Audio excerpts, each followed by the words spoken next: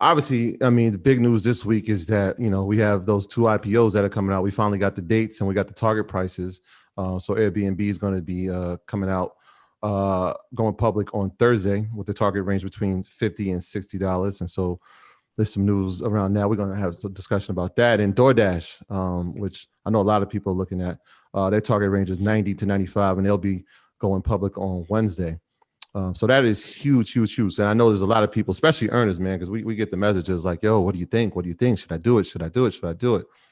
And so, yeah, let's go into that. Yeah, shout out to my man, Kat. He hit me the other day and he was like, yo, I want to buy Airbnb. The day comes out, like, what do you think? Da, da, da, da. So, obviously there's a lot of speculation. A lot of people are excited about Airbnb and DoorDash, but Airbnb, in my personal opinion, I think that Airbnb is one of these revolutionary companies like Uber. Like it's very rare that you have an opportunity to just completely change an industry that's been around for hundreds of years. And the hotel industry, hospitality industry has been around for centuries. And if you really think about it, in a few years, Airbnb has really changed the whole dynamic of it. So I say that to say I'm long Airbnb. I definitely think that I'm going to buy some shares of Airbnb, but I will not be buying shares the day it comes out. What I've learned from IPOs is that you kind of got to let it settle out. It's a lot of speculation when it first starts, and then a lot of people sell on the first couple days, and then it drops.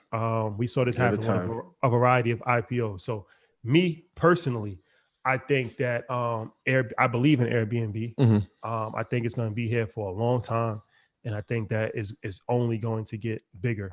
And I think, of course, it's going to have problems. Like and anybody has problems, and they still haven't beat all their lawsuits. They still have complaints with neighbors, and there's a variety of different issues that Airbnb has. But one of the things that's really encouraging about Airbnb is that it's extremely resilient. Like we talked about Bitcoin last week, how Bitcoin was resilient. That's where I'm going. Airbnb is extremely resilient. It could have went under during COVID. A lot of people wrote Airbnb off. They thought it was over. A lot of hosts wasn't getting paid, and the host was suing Airbnb. And, they've had struggles with Miami and a lot of different cities. Trying to shut them down. Boston. And they tarried through. They tarried through the turbulence. Like my vocabulary words. So I was like, wait, did he say tarry? Carry? Tarry with a T. They tarried through the turbulence, and they've come out victorious. I feel like Mike Tyson. So I am long Airbnb. I believe in Airbnb. Yeah. But I just think you just got to give it some time. Yeah. So here's the thing about Airbnb. Here's the thing about both of them. So if we're gonna look at both, we gotta look at the times that they're coming out. Right. And so like they're both going to debut this week, but let's think about the pandemic in itself. And like what you said is very important. Like Airbnb went through a lot. It could have crumbled. Right. But let's look at the numbers. It's IPOing during the pandemic. Right. So obviously a lot of people, they lost some money, obviously, because people weren't traveling. So right now, here's the numbers on Airbnb. They have over 150 million users. They're averaging 14,000 new hosts per month. That's 2020, 14,000 new hosts per month. The average nightly rental is $187. They're in over 100,000 cities, and they have over 7 million spaces. That's 2020, right? And they're IPOing at between $50 and $60, right? DoorDash, same thing. Now, the pandemic has hurt Airbnb. On the opposite end, it has helped a company like DoorDash, right? When you figure that everybody's home, everybody's ordering, here's their numbers. They have over 390,000 merchants. It's a lot. They have 18 million customers, and they're about to hit 1 billion orders. Now, that's 2020 pandemic. 2021, 2022, can they sustain that? Especially when you have competition in that area, right? You still have Uber Eats, right? With low margin. With low margin. So like they have competitors, whereas in Airbnb, who's their closest competitor in that field? You see what I'm saying? So like when you say VRBO, right? Yeah. When you're talking about I'm long on it, I'm with you on that. Pause. I'm with you on that because it's like, yo, I see like, yo, if they can thrive and they can survive in this, when this world opens back up like it's supposed to, they're gonna make a killing. Dunlap, what's your thoughts? What's your thoughts on those companies? I'm gonna flip it on the audience. Tell me what the debt to equity ratio is. And then tell me which company you think would be better. I don't like any business that has steep competition and low margins. That's a recipe for disaster. The debt of Airbnb concerns me, but anyone that's looking to invest, like, here's my thing. This is my final answer about IPOs. Wait at least 60 days.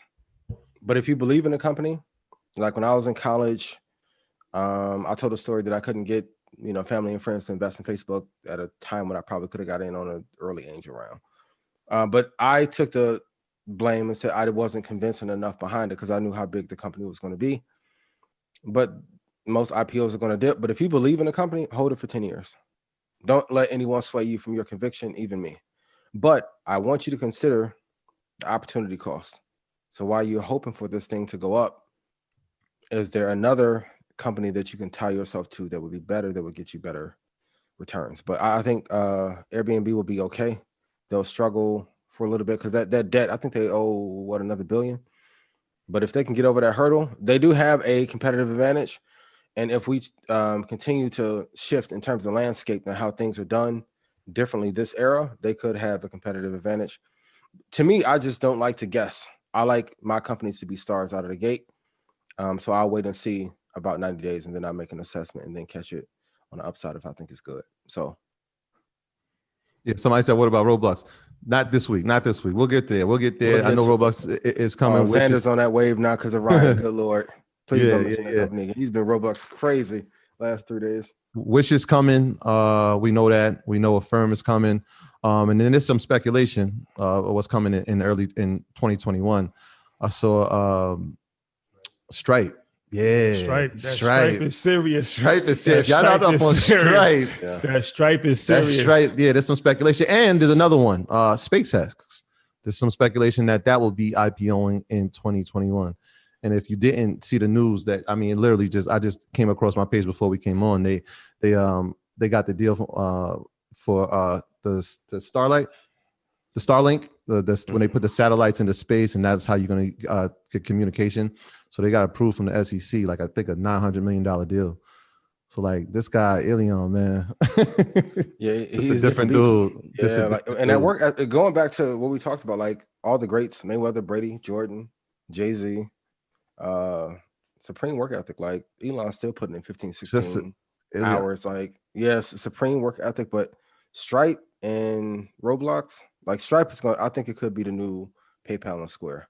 I know. I call him Ilion. I know it. His name is Elon. I call him Ilion. It's okay. They buddies. That's his nickname for him. That's my guy. Ilion. That threw me for a loop. I wasn't gonna say nothing. He's like Ilion. Nah. I've been calling him meditation music. Both got y'all woozy. That was the kid from Miami. Remember? Yeah. That's what I be talking about. The kid from Cuba. When he was 10 years old. Shout out to him. Yeah, Ilion Gonzalez. He's adult now. He's 30 now. Yeah, free. That was a whole big thing in Miami. Yeah, Elon's different though, man. SpaceX, Tesla, obviously we already know, but that SpaceX. And please stop shorting Tesla. That snowflake is heavy in the streets right now. I ain't touching it. Not yet. Snowflake. Not yet. Snowflake is heavy in the streets. Small said, yeah, I'm in there. Snowflake is heavy in the streets. I got some other things I'm interested in. My graduates from my school being Forbes, bag drop. Bag drop. A mic drop, bag drop. Bag drop.